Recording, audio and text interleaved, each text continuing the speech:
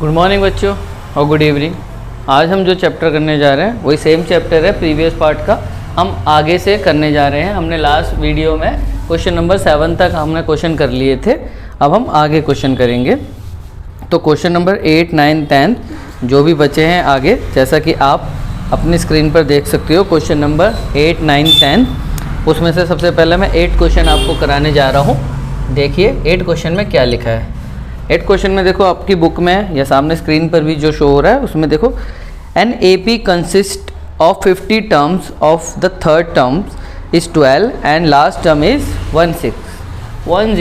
एक AP में 50 term है जिसका थर्ड टर्म यानी कि A3 कितना दे रखा है मेरे को 12, और लास्ट टर्म भाई जब 50 ही टर्म है तो लास्ट टर्म क्या हो जाएगा A50, वो भी गिवन है, कितना है 106।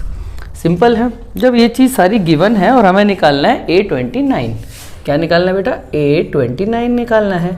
इसका मतलब हमें क्या निकालना है A + 28D, लेकिन ना तो हमें A पता ना तो हमें D पता, तो हम इन इक्वेशनों से इक्वेशन 1 इक्वेशन 2 से हम A और D को फाइंड करेंगे, जैसा कि हमने 7 क्वेश्चन में भी किया था, उसी तरीके से हम इसमें भी करेंगे। तो देखो A3 को मैं क्या लिख सकता हूँ, A + 2D = 12, कितना होगी इक्वेशन 1, और A50 को A + 49D कितना दे रखा है 106।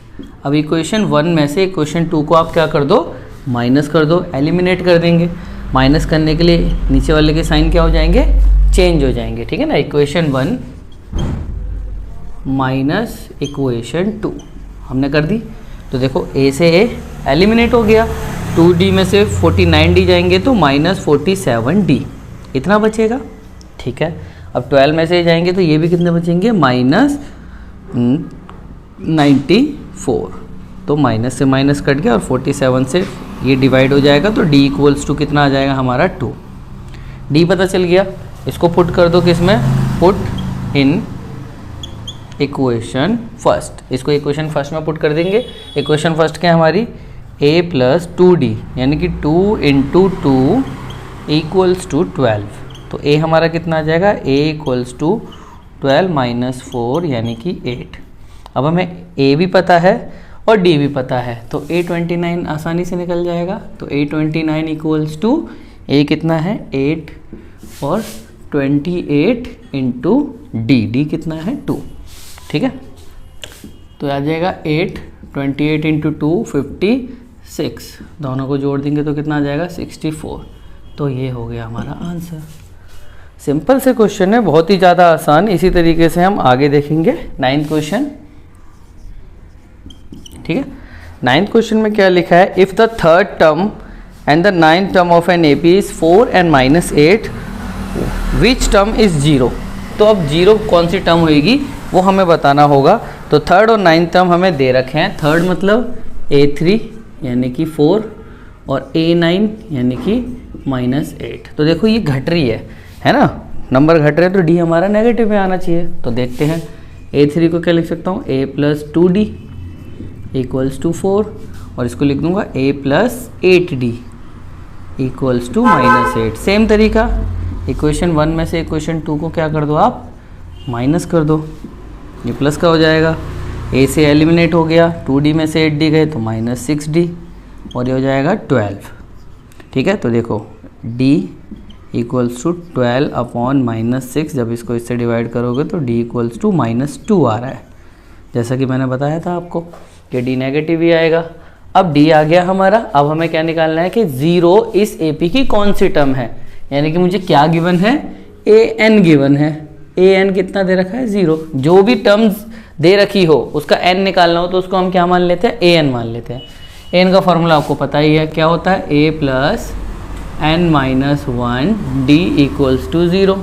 A की वैल्यू कितनी निकली आपकी, अच्छा A की तो निकाली नहीं, तो पहले A की वैल्यू निकाल लेते हैं, पुट कर देते हैं, put in equation first. Equation first में अगर मैं इसको पुट कर दूंगा तो कितना आ जाएगा, A + 2 - 2 = 4, ठीक है। तो ये आ गया A = 4, ये माइनस का आएगा तो ये प्लस का हो जाएगा, तो यानी कि A बराबर कितना आ गया हमारा 8।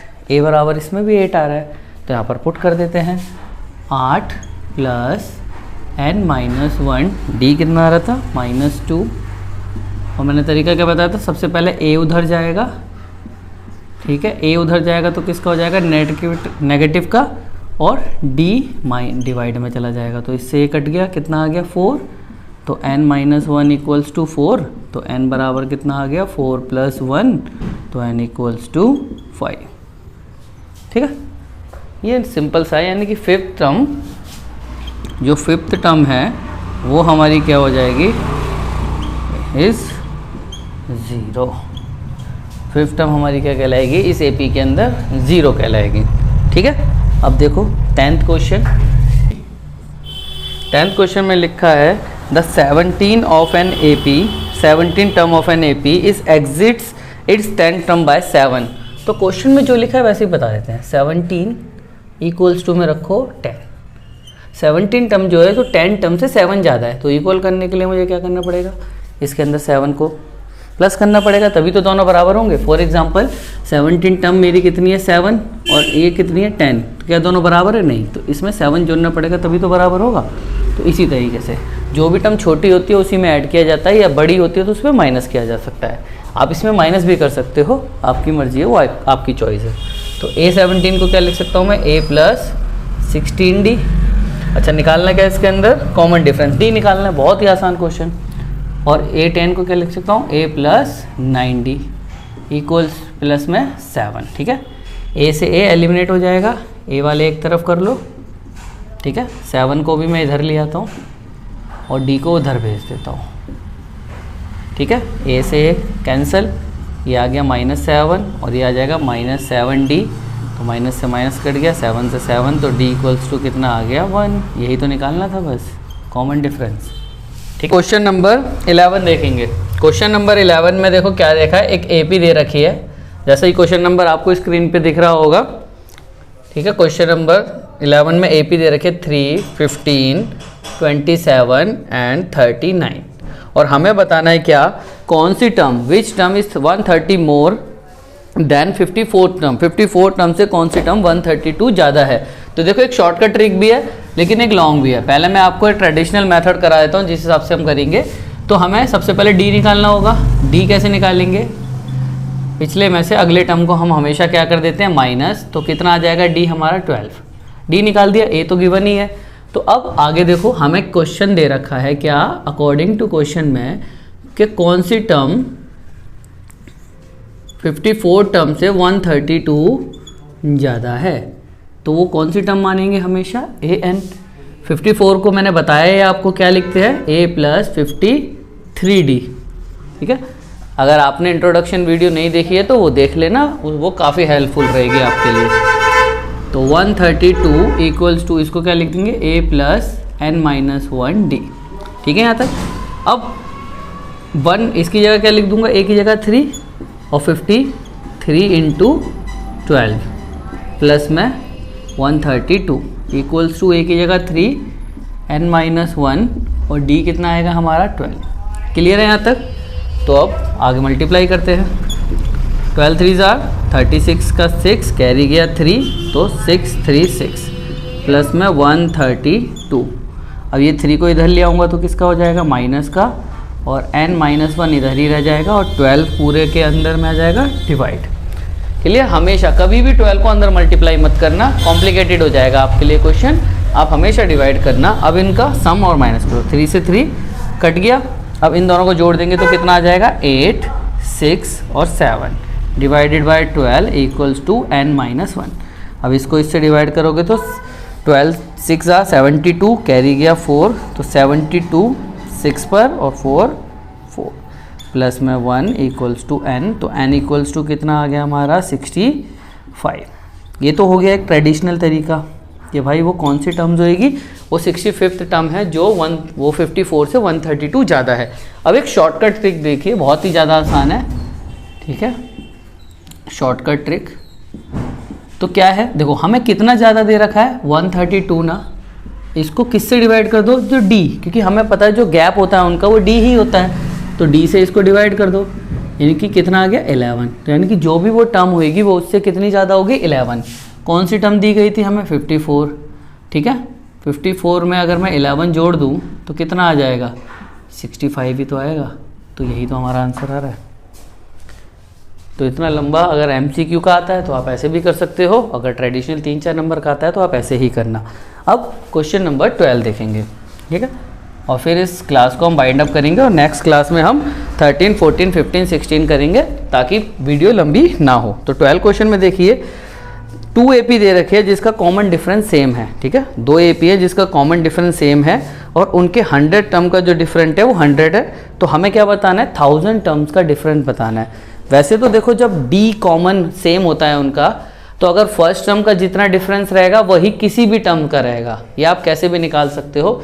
लेकिन अगर एक AP है, ठीक है ना, AP1 तो AP1 को हमने क्या मान लिया, कुछ भी मान सकते, A1 A2 A3 इस तरीके से, ठीक है। एक AP हमें दे रखी है AP2, उसको हम क्या मान लेंगे A-1, ठीक है, और या कैपिटल A मान सकते हो A, A2 A3 इस तरीके से। और हमें क्या दे रखा है A100 माइनस A100, इन दोनों का डिफरेंस कितना दे रखा है दिस।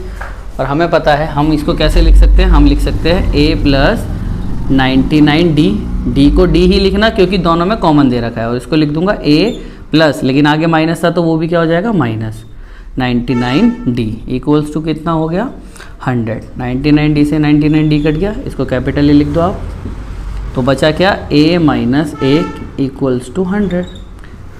एक क्वेश्चन आ गई हमारी, लेकिन हमसे पूछा क्या है, हमसे पूछा है 8000 माइनस A1000,